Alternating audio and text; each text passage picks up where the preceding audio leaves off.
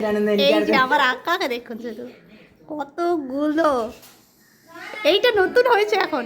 তো কোপ্তা বানানোর জন্য বড়াগুলো ভাজা হয়ে গেল। নমস্কার, আজকের ব্লগে স্বাগত জানাই। আজ আমাদের বাগান পরিষ্কার করা হচ্ছে। সারেসা আন্টি এসেছেন পরিষ্কার করতে। আপনাদের আমি আগেই একটা ছোট্ট রিলস ভিডিওর মাধ্যমে দেখিয়েছিলাম যে কেরালার গ্রামের ঘরে ঘরে ইউজড প্লাস্টিক কভার, প্যাকেট সব পঞ্চায়েত থেকে কর্মীরা এসে নিয়ে যান। তার জন্য আমাদের আলাদা করে টাকা দিতে হয়। मम वो क्या बोलते हैं उसको, ग्रीन कलर का ड्रेस पहन के जो आता है, उन लोगों का नाम है ना हरिदा कर्म सेना। কিন্তু প্রশ্নটা এখানেই থেমে যায় না। প্রশ্ন হলো ইউজড স্যানিটারি ন্যাপকিন। ওটা কেউ নিতে আসে না, ওটার জন্য আলাদা কোনো ব্যাগ নেই, আলাদা কোনো গাড়িও নেই। তাই গ্রামের বাস্তবতা খুব সোজা। ব্যবহৃত স্যানিটারি ন্যাপকিন কাগজে মুড়ে আগুনে নিজেদেরই পুড়িয়ে ফেলতে হয়।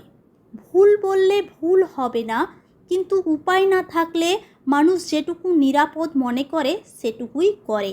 শহরের ছবিটা আলাদা। শহরে ফ্ল্যাট, অ্যাপার্টমেন্ট, স্কুল, অফিস নানা জায়গায় আছে ইনসিনারেটর। উচ্চ তাপে স্যানিটারি প্যাড পুড়িয়ে ওয়েস্ট ম্যানেজ করা হয়। যাদের কাছে ইনসিনারেটর নেই তারা প্যাড কাগজে মুড়ে আলাদা করে রেখে মিউনিসিপ্যাল ওয়েস্ট কালেকশনে দেয়। এখন একটা ভালো পরিবর্তনের কথা বলি। এখন অনেক স্বাস্থ্যকেন্দ্র থেকে মেনস্ট্রুয়াল কাপ দেওয়া হচ্ছে। শুধু দেওয়া নয়, ব্যবহার শেখানো হচ্ছে, ভয় কাটানো হচ্ছে, ভুল ধারণা ভাঙা হচ্ছে। এর ফলটা চোখে পড়ার মতো। ধীরে ধীরে স্যানিটারি প্যাডের ব্যবহার কমছে প্লাস্টিক ওয়েস্ট, কমছে আগুনে পোড়ানোর প্রয়োজন। গ্রাম হোক বা শহর, পরিবর্তন আসছে ধীরে। আমিও এই পরিবর্তনের খাতায় নাম লিখিয়েছি আর আপনাদের একটা মেসেজও দিতে চাই। এটা ইউজ করা খুবই সহজ, খুব কমফোর্ট ফিল করি। আর সব থেকে বড় কথা, এটাতে হাইজিনটা খুব ভালো মেনটেন হয়।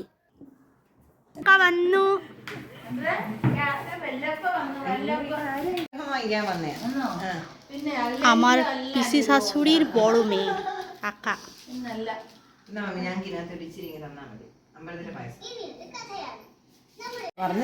এই যে আমার আঁকাকে দেখুন শুধু কতগুলো, এইটা নতুন হয়েছে এখন।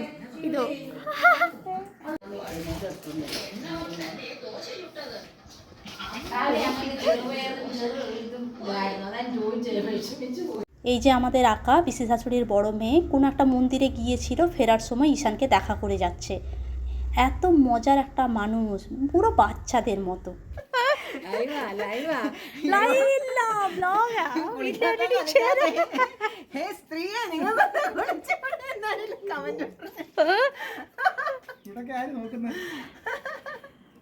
আর এদের দেখে কেউ বলবে যে এরা মা ছেলে? দেখে মনে হচ্ছে ভাই বোন। আকার বড় ছেলে এবছর মাধ্যমিক দেবে, কত লম্বা দেখুন। আর আরেকটা ছেলে আছে, ছোট ছেলে, ও 7-এ পড়ে। একটু বসেই চলে যাচ্ছে। জল টল খেলো, চাটা খেলো না। গরমে বললো চা খাবো না, ভাত খেতে বললাম, কিন্তু বললো যে ছেলেটা টিউশন আছে, সেই জন্যই তাড়াতাড়ি চলে যাচ্ছে। এবার আমি রান্না করি। আমার এখনও রান্না হয়নি, শাশুড়ি মায়ের হয়ে গেছে। আমি আজকে বানাবো কলার কোপ্তা কারি।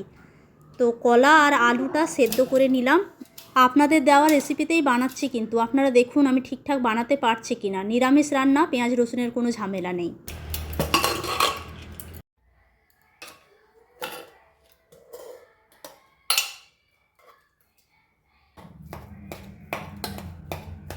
তো এটার মধ্যে আপনারা দিতে বলেছিলেন লঙ্কা কুচি, আদা বাটা, নুন, হলুদ, জিরে গুঁড়ো, ধনে গুঁড়ো আর সামান্য চিনি। আরও একটা রেসিপি পেয়েছি, সেটা হচ্ছে কলার চপ। তো সেটা বিকাল দিকে বানাবো, অন্য একদিন বানাবো আর আপনাদের সাথে শেয়ারও করব। তো এইদিকে আমি একটু জোগাড় যন্ত্রগুলো করে নিই, সেট করে নিই সব কিছু, তারপর যখন বানাবো আপনাদেরকে দেখাবো। ততক্ষণে চলুন আপনাদের সাথে একটা অন্য জিনিস শেয়ার করি। এটা একটা নতুন জিনিস, আপনাদের ভালো লাগবে। এটা সপ্তাহ অনুষ্ঠানের শেষ দিন। এই শেষ দিনে একটা বিশেষ মুহূর্ত শেয়ার করতে যাচ্ছি।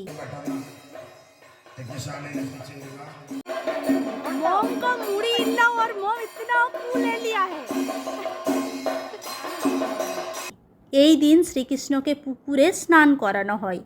শুধু মন্ত্রে নয়, ভালোবাসায়, বিশ্বাস আর সম্মিলিত প্রার্থনায়।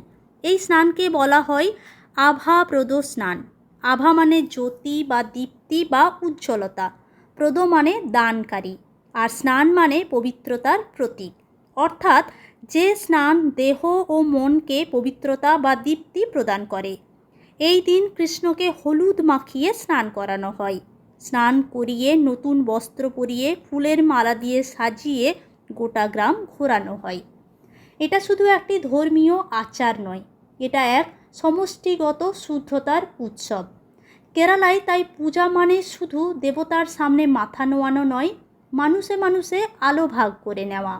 এই হলো কেরালা, যেখানে স্নান শুধু শরীরকে নয়, মনকেও উজ্জ্বল করে।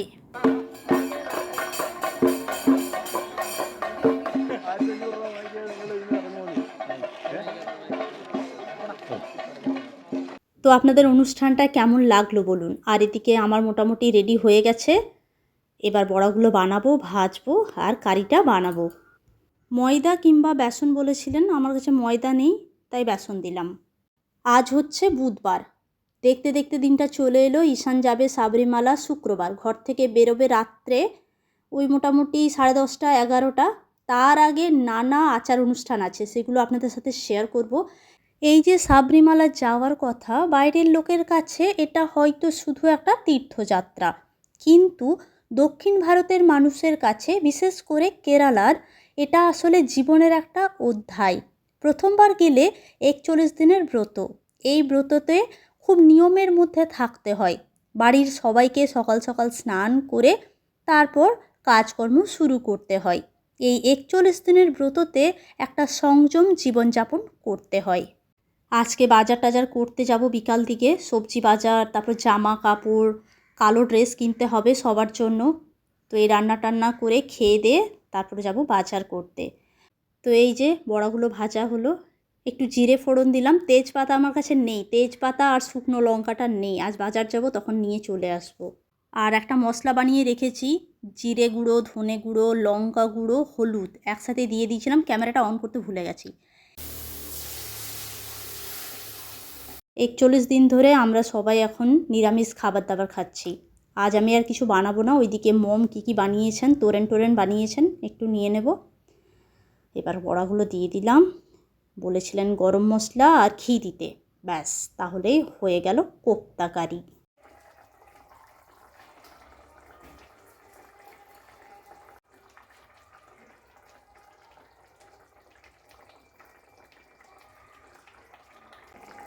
এবার আপনারা বলুন আমি ঠিকঠাক কোপ্তা কারি বানালাম কি না, কমেন্টস করে জানাবেন।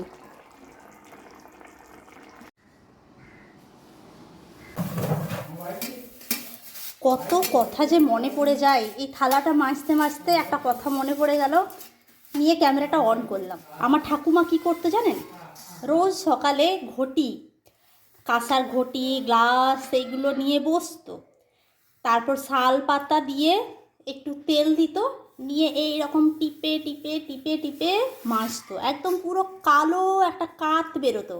আর ঘটিগুলো এত সুন্দর চকচক করতো না। তারপর ওইটাকে কাপড়ে মুছে দিত, নিয়ে তারপরে ধুতো, আর চকচক করতো সোনার মতো। তো সেই আগেকার যুগে তো এই ভিম লিকুইড সব ছিল না, তখনও কিন্তু মানুষ কি সুন্দর উপায় বের করতো, তাই না? এই ভিম লিকুইড দিয়ে আমি এখন মানছি এই থালাটা বেশ চকচক করছে। ভিম লিকুইডে তো ধরুন কি বলে, লেবু আছে আর টক জাতীয় জিনিস, তেঁতুল দিয়েও অনেকে মাজেন। তো সেই কথাটা মনে পড়ে গেল, আমার ঠাকুমা যেটা করতো।